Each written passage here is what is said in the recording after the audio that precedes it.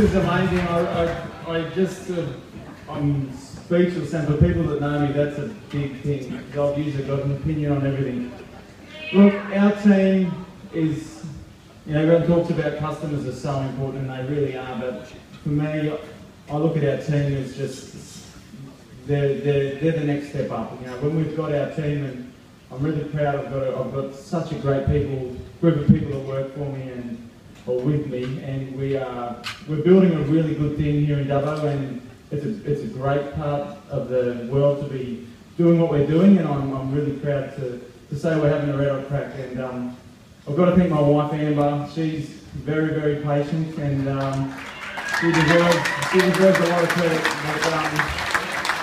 But, look, I thank the chamber. I'm just speechless, which is a big thing. So thanks guys, and this really means a lot. So thank you very much.